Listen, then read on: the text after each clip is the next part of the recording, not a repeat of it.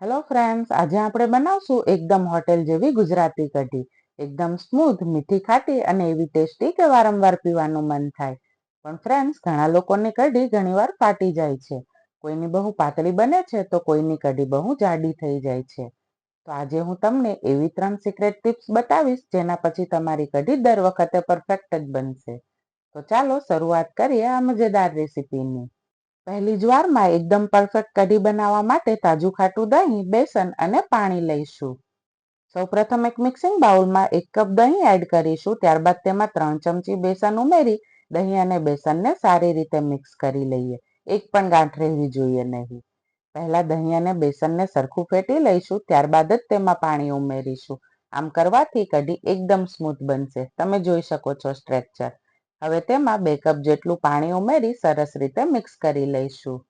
હવે બનાવીએ વઘાર. એક વાસણમાં ઘી અથવા તો તેલ ગરમ કરી લઈએ. તમે તેલ અને ઘી બંને મિક્સ પણ લઈ શકો છો. તેલ અને ઘી ગરમ થઈ જાય એટલે તેમાં રાઈ, જીરું, કરી પત્તા, સૂકા લાલ મરચા, તજ, લવિંગ તેમજ મેથી અને હિંગ ઉમેરી આદુ મરચા લસણની પેસ્ટ ઉમેરી દઈશું. આ મિશ્રણને 1 મિનિટ માટે સાતળી લઈશું.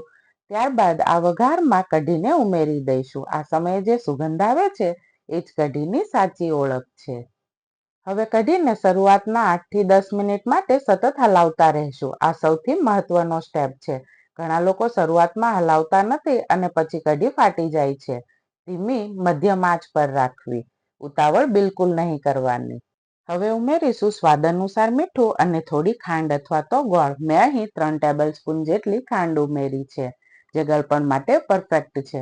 હવે કઢીને ધીમા તાપે ઉકળવા દઈએ. એકવાર ઉકળી જાય પછી ઓછામાં ઓછી 10 મિનિટ માટે ધીમા તાપે ઉકાળશું, એટલે બેસનનો કાચો સ્વાદ જતો રહે.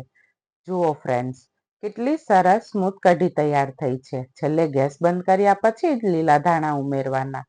આમ કરવાથી તાજી સુગંધ જળવાઈ રહે છે.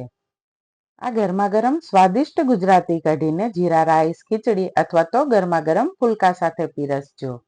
ઘરે જ્યારે કમ્ફર્ટ ફૂડ બનાવવાની વાત આવશે ત્યારે બધા જીરા રાઈસ અથવા તો ખીચડી સાથે આ કઢી જ માંગશે. તો એકવાર મારી આ રેસીપીથી ઘરે પરફેક્ટ કઢી જરૂરથી બનાવજો.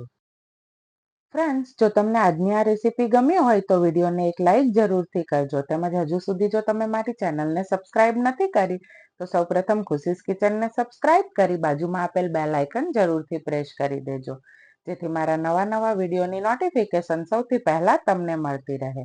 અને કોમેન્ટમાં જરૂરથી જણાવજો તમને કઢી સાથે ખીચડી વધારે ગમે છે કે પછી ભાત.